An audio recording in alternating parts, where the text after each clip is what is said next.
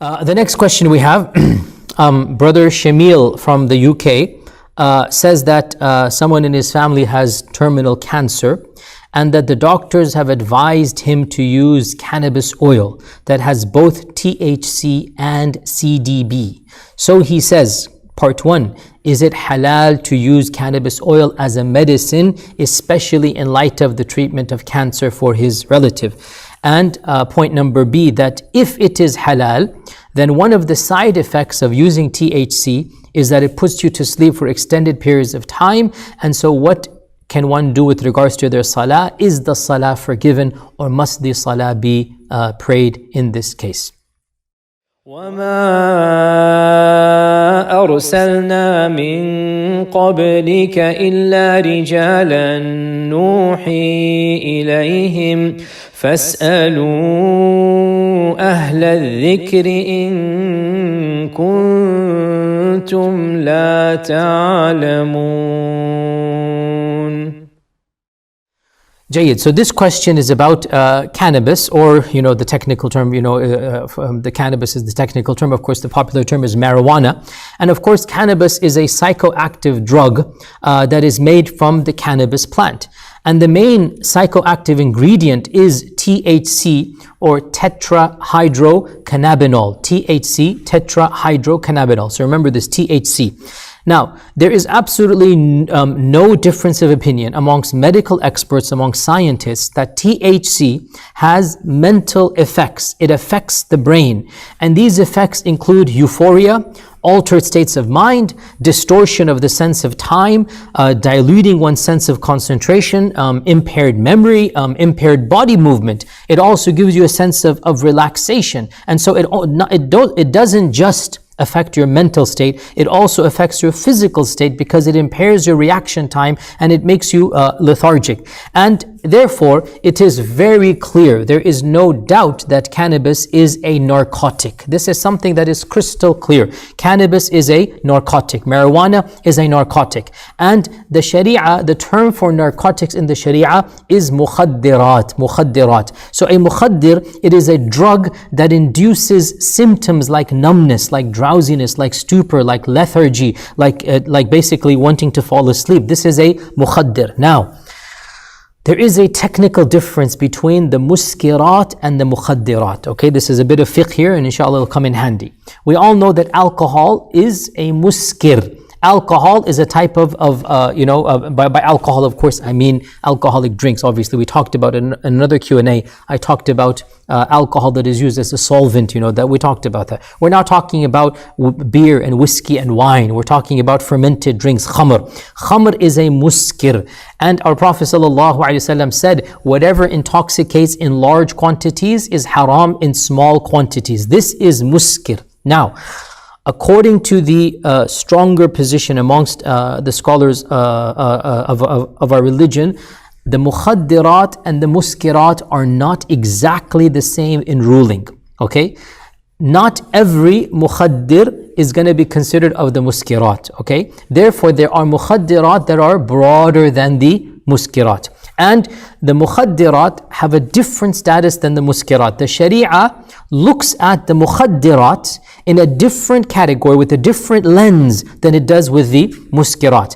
And when it comes to the mukhaddirat, when it comes to these narcotic substances, the Sharia does look at the uses and the causes. Generally speaking, the mukhaddirat, you can look at the reason why it is used and pronounce a verdict based upon that. Whereas with the muskirat, it doesn't matter what you use it for. The muskirat are all haram. And the simplest example that all of us will understand is that before you do an operation, the anesthesiologist comes and he knocks you out, okay? After the operation, you might have to take morphine, okay? Morphine is a type of mukhaddir, okay? Or when you're knocked out, that's a type of, you can categorize that as a type of mukhaddir. And it is permissible to be knocked out before you get into surgery, okay? That's not muskirat. It is not an intoxication. It is something that has effects that at some level they overlap, but there is also a difference between them.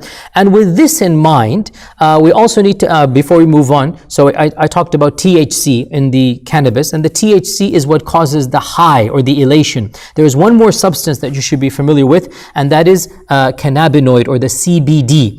And the CBD is different than the THC. The CBD is that which causes the numbness or the lethargy. That's different, okay? To feel numb and to feel calm, that generally comes with the CBD. The THC is what makes you euphoric, or your mind goes as you get stoned or you get high. That's what the THC does. Now, both of these substances are present in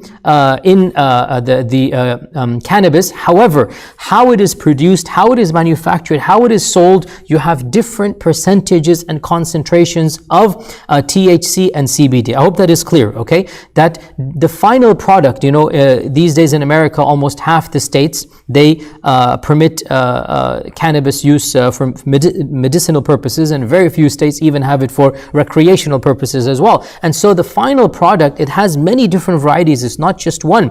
And some of these products, they have higher percentages of CBD, and others have higher percentages of THC. And remember, it is the THC that causes you to be high, and it is the CBD that causes you to be more on the calm side. Now, given that overall cannabis or marijuana does indeed cause that feeling of euphoria, along with the clouding of the senses, okay, there is no question that when cannabis is used recreationally, i.e. to have fun, i.e. to get high, when you use cannabis just for the sake of entertainment, right? Just for the sake of fun, there is no question, and I do not know of any reputable scholar that has another opinion, that this mukhaddir will take the ruling of the muskir. It will take the ruling of alcohol, and therefore what intoxicates in large quantities will be haram in small quantities. And that is why the position of all of the fuqaha that I'm familiar with is that marijuana in all of its forms is impermissible to use or to inhale or to in any way ingest for the sake of pleasure and recreation. So marijuana, cannabis, anything that is derived from this, that is ingested for the purpose of pleasure, for the purpose of recreation, it takes the ruling of the muskir, and it will be haram, and anybody who does so is sinful in the eyes of Allah subhanahu wa ta'ala. That having been said, as we said, the mukhaddirat and the muskirat are not always the same, and therefore there are variations of cannabis in which the CBD component is found in the more higher concentrations than the THC. And generally speaking, it is those products that are said to be of benefit for very, very specific, very narrow range of medicinal issues. For example, epilepsy. For example, to numb the side effects of radiotherapy. So I'm assuming your relative, your cousin, or whoever it is, your sister. By the way, Allah Azza wa Jal cure her or him and make it easy for them and for all of you. It's a very difficult situation, terminal cancer, and I can only make dua, and it's a very difficult situation, and may Allah make it all easy for the entire family. So generally speaking, the cannabis that is prescribed for cancer patients or for epileptic patients, it is a type of cannabis in which the CBD component is the more pronounced one rather than the THC. And there is some discernible effect as far as the modern literature says for very specific issues like, as we said, epilepsy, or like the side effects of some types of radiotherapy, where the CBD does actually have a calming and a soothing effect, and it helps to cope with that pain or with the bouts of epilepsy. And therefore, with respect to medicinal usages, a number of modern councils, including the Fiqh Council of North America, have said that in genuine cases of medicinal need, and every council that says this stresses that don't make it a game, don't just say, oh, I have a headache and I have a need. Everybody knows that that's what's happening in the modern world, that you just go and say, I have a migraine, I need my prescription for marijuana. That doesn't work that way. That's why most fiqh councils, they say, in order to allow for this concession, because it is going to be allowed in the end, as you already have figured out, you must have a reputable Muslim doctor. Why a Muslim doctor? It's not that we don't trust a non-Muslim, but we expect the Muslim to understand the dangers of opening this door, because marijuana is a gateway drug. Everybody knows this. Every study has shown this, that even if marijuana is not as bad as, let's say, crack cocaine, the Sharia is not based on is it as bad as or not when it comes to haram or halal. When something is haram, no doubt the sin might be worse if it is worse, but it is still haram. Just because beer is not as intoxicating as vodka or rum, it doesn't mean that beer is halal. It's still haram. Beer is haram and vodka is haram. So a lot of these youth, a lot of our youth, they feel that our scholars are not aware of the fatwas of marijuana and whatnot, and they feel that, oh, it's no big deal. And the fact of the matter is that we are fully aware of this issue, and we understand that it's not as bad as other drugs out there, but it does not change the fact that it is a narcotic. And even if it is the least narcotic, it is still narcotic. And it is a gateway, as study after study has shown, that once you open this door, you want more and more. And so even from the venue of closing the avenues, there's something called closing the doors to evil in the Sharia, saddu dhari'a. Even from this avenue, that we're going to shut this door, and also from the fact that there is no doubt that marijuana is a narcotic and a drug, we say that it is haram recreationally. However, as we said, mukhaddir and muskir are not the same ruling according to the more precise definition of the more, there are some ulama, by the way, they just lump them all together, and that's, I can understand that, but it's not the same. And I'll give you some examples at the end that clearly demonstrate that it is not the same. The mukhaddir is not the same as the muskir. And I gave you examples of morphine as well, for example, and others of this nature. Now, as I said here, that the Fiqh Council and others, they have said that if there is a genuine medicinal need that has been testified by a reputable Muslim doctor who understands how evil this chapter is, that it is the lesser of the two evils. If a child is having epileptic fits and taking a type of cannabis, that has CBD in it that calms the epilepsy, or there's somebody struggling with a great amount of pain because of the cancer radiation, and the cannabis helps them to cope with that and helps them to cope with the side effects of not vomiting and whatnot. In this case, it's the lesser of two evils, right? This is not recreational, and therefore, in that case, it will be allowed because the mukhaddir is not muskir. You are never allowed to take muskir for the sake of medicine. Our Prophet ﷺ said, when a person came and said, I drink alcohol to help me, with my disease. The Prophet ﷺ said, it is not to cure, it is a disease. Alcohol, when I say alcohol, I mean, of course, alcoholic drinks. They are the disease. There is never a circumstance that you will take, wine or beer for the sake of medicine. That's not going to work. It's not a medicine, it is the disease. However, the mukhaddir is not the muskir, as we said. And the hadith of the muskirat that the Prophet ﷺ said that it is not a cure, it is a disease, it does not apply to the other category of substances called the mukhaddirat. And it is allowed to ingest that which is mukhaddir for the sake of averting a bigger disaster or a bigger calamity. And I gave the examples of epileptic fits or of people that are having side effects because of radiation or whatever, that if it is noticed and demonstrated, and of course, the doctors, the Muslim doctor will know the cases, then inshallah ta'ala, it is permissible to do. And by the way, just as a footnote here, that this whole conversation about mukhaddir and muskir, it plays a broader role than just cannabis. The classic example here is nutmeg, or one can even say vanilla extract in some sense, even though that's a slightly different case, but still, nutmeg is the classic example here. In our culture, in Indian Pakistani culture,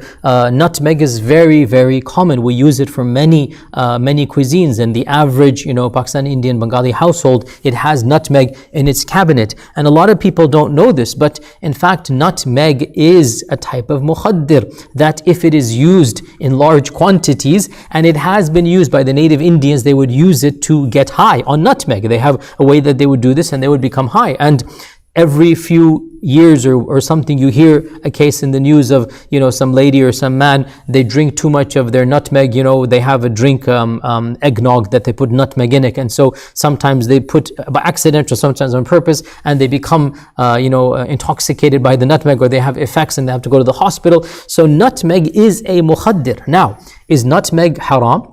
If we were to say it is haram, a lot of our, cooks and our aunties will be very angry that how dare you are making this haram. And the response is that, well, firstly, some ulama did say that nutmeg is haram because, as I said, some ulama did not differentiate between mukhaddir and muskir. And they said everything that is mukhaddir will take the ruling of muskir. And it is there, that position. However, the more discerning of the ulama and the more research based, and the ones who look in deeper and are not superficial or simplistic, they understand that mukhaddir is not the same as muskir. And this is something that, I have many quotes here. So for example, the famous Shafi'i Faqih al-Ramli, he was asked in his fatwa, is it allowed to use nutmeg or not? And he said, by the way, nutmeg is called juz al-tib. Is it allowed to use nutmeg or not? And he said, yes, it is allowed if it is used in small quantities. However, if it is used in large quantities, it will be haram. This is one of the greatest Shafi'i Imams, al-Ramli. Also in the Hanafi book, Radd al-Muhtar, again, they were asked about nutmeg.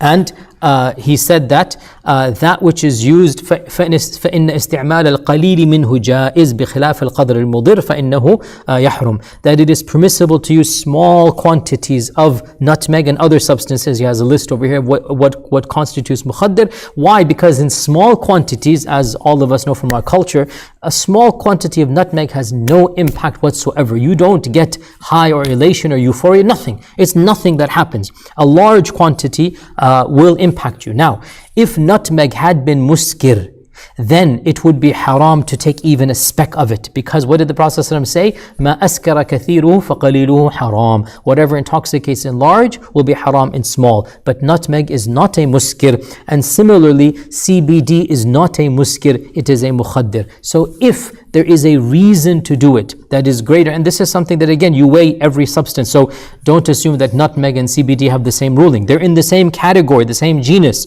They're both mukhaddirat. But then the scholar, the faqih, looks at the impact of CBD, looks at the impact of nutmeg. So yes, nutmeg and CBD are in the same category of mukhaddirat, but the ruling is not going to be exactly the same, because we know CBD does have an impact even at small quantities that nutmeg does not. Nutmeg at small quantities has no impact other than flavor. Absolutely no impact other than flavor. So there is no, even karaha. You can use it without any prohibition, a small quantity for your food to change the taste.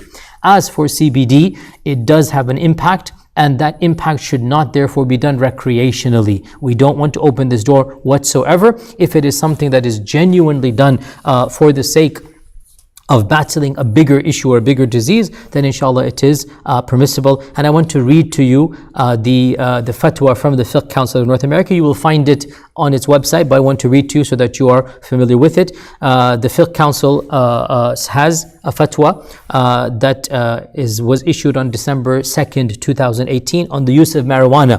Question: what is the Islamic stance on using marijuana for recreational or medical purposes? Answer: the Fiqh Council recognizes that the cannabis plant, which is used to produce marijuana, contains high concentrations of two chemicals, tetrahydrocannabinol, THC, and cannabidiol, which is CBD. THC is the psychoactive and causes consumers to alter their experience of reality, causing them to become high or intoxicated. CBD, on the other hand, does not cause such an effect. The prohibition of alcoholic beverages is well known in Islam. Muslim scholars throughout history have explained that wine was prohibited due to its intoxicating effects, iskar, and that any other substance which results in the same must have the same ruling. Furthermore, the Prophet ﷺ said, every intoxicant is like wine and every intoxicant is haram. Therefore, any use of marijuana which can make a user intoxicated is forbidden in Islam. This is the recreational side. Now, the fatwa goes on. Some contemporary research argues that cannabis with varying concentrations of THC and CBD may be an effective treatment for certain diseases, such as relieving nausea for chemotherapy patients, or increasing appetite for HIV/AIDS patients, or reducing pain for neurological disorders and autoimmune diseases like arthritis. Some preparations of the cannabis plant contain a higher amount of CBD and a lower amount of THC.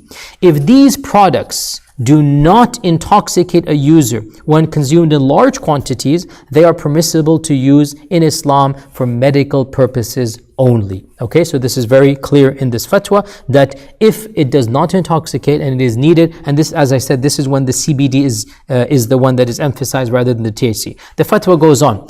There are some preparations of the cannabis plant with higher levels of THC that are claimed to be more effective for certain illnesses when used as medicine. Now we're entering a gray area here. Many scholars of the Hanafi and Shafi'i school of Islamic law accept that it is permissible to use unlawful substances such as pig byproducts for medicinal purposes when there is no alternative available and it is known that the cure lies in the medication. The Fiqh Council adopts a similar position but cautions that these conditions must strictly be observed, since it is common for people to claim flimsy excuses such as minor aches and pains as an excuse to use marijuana in order to get intoxicated. Now before I move on, so the Fiqh Council demarcates two categories of substances. The first of them is that the product that is being used has the emphasis is on the CBD. There's a high amount of CBD and a lower amount of THC. And generally speaking, such substances do not intoxicate, even when used in larger quantities. And in that circumstance, there is really no problem to use these products for medicinal purposes. And by the way, there are certain creams and lotions and whatnot that have CBD and hardly any THC. And if you were to apply, the whole bottle on you, it will not impact you in any manner. That is, of course, permitted because there is no THC, or the THC is so negligible that it has no impact on you. We're not talking about, the fatwa is not talking about that, because that doesn't even apply. The fatwa is saying is that there is an amount of THC, but it's not enough to really bring about that intoxication, and the main purpose would be to combat to have an effective treatment for certain diseases. In this case, they said it is permissible for medicinal use. Now, they then entered a gray area. What if the THC is indeed higher? What if there is an amount of intoxication? And the fatwa simply says it's a gray area, really it's a case-by-case basis. Look at the sickness and how bad it is, and is it really worth getting this substance involved? And if there is no alternative, then some ulama have allowed the use of haram. By haram we mean here non-alcoholic haram, because there's, as we said, mukhaddir, and there's, as we said, muskirat, and there's other things as well. So again, pig products, for example, right? I mean, again, the issue comes, for example, there was a case that I had to deal with that the heart of a young girl was, there was some issue, and there was some tissue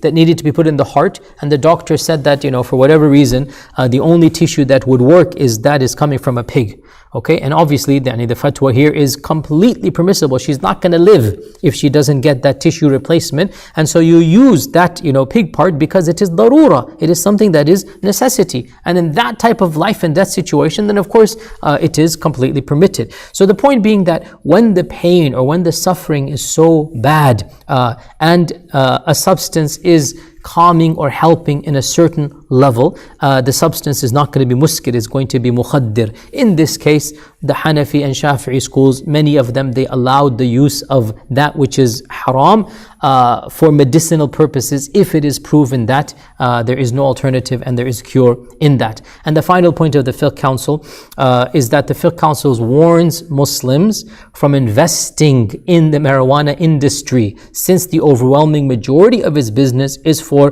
recreational purposes. The Council also encourages that more research be done on the medical benefits of marijuana to determine whether there is any other substitutes for the psychoactive preparations of the product in treating illnesses, end quote. In other words, sorry, you can't invest in marijuana stocks. You're not going to get rich off of that, and even if you do, there's going to be no barakah. Do not invest in marijuana stocks. And the Fiqh Council is saying that Muslim doctors need to verify, because we don't know, is this being hyped up, the use of medicinal marijuana?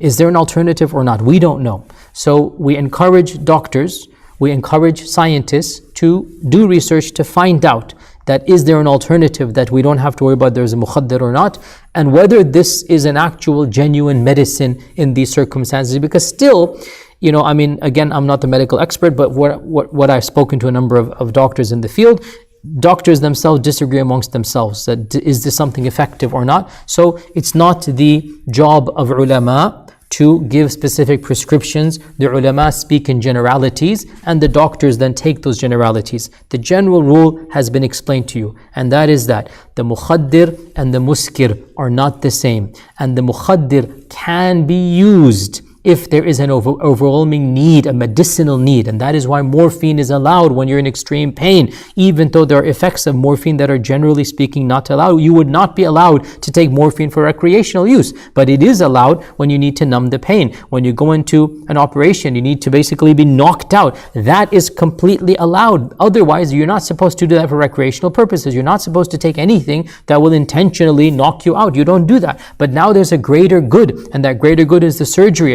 is the procedure that needs to be done. It cannot be done when you are awake. So understand this point, mukhaddir and muskir. And generally speaking, mukhaddirat take the ruling of muskirat when they are used for pleasure. Is that clear? That should be very clear now. The mukhaddirat and the muskirat take the same ruling. I need to point out here, they take the same ruling that it is haram. But some of our fuqaha have said that the had punishment will be less for the mukhaddir than it will be for the muskir, and some have said, so again, that's a bit of a controversy about that, it's separate. But they will take the same ruling when it comes to a sin. However, if the mukhaddir is used for medicinal purposes, then the ruling changes, and we have a little bit more leeway, as we said in this regard. Now, the final question that our brother had here is that the cancer patient, he says that if he or she has to take it and then they are knocked out, they're otherwise incapacitated, they cannot pray, he is asking, is the prayer forgiven? Or should we have the person make up the prayer afterwards?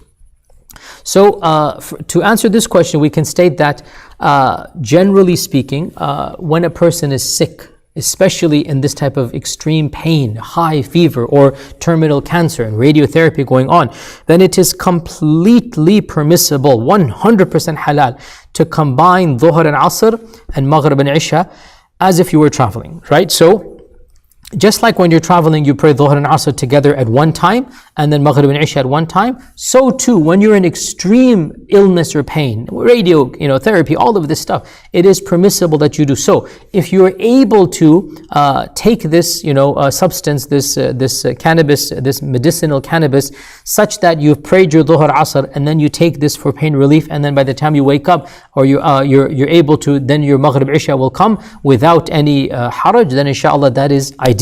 And again, so Dhuhr and Asr, you take it as one time frame. Maghrib and Isha, the beginning of Maghrib all the way till Fajr, that is one time frame. And if you're able to do that, perfect. However, if you're not able to, and the pain is too severe, and you are forced to take, and the amount basically knocks you out, in this case, you are forgiven from the wujub of praying, but you are not forgiven from the wujub of qada. So, and this goes back to the hadith of the Prophet ﷺ that من نام عن الصلاة أو نسيها فليصليها إذا ذكرها لا كفارة لها إلا ذلك, that whoever amongst you forgets to pray or accidentally oversleeps the prayer, then let him pray when he remembers. There is no kafara other than, there is no expiation. You don't have to do anything more other than to make up the prayer that you missed. Now in this case, we can give him the same ruling, even though he didn't forget, but he intentionally went to sleep, but he was excused, like he needed to put himself to sleep or he needed to take the medication for the pain. So in this case, we say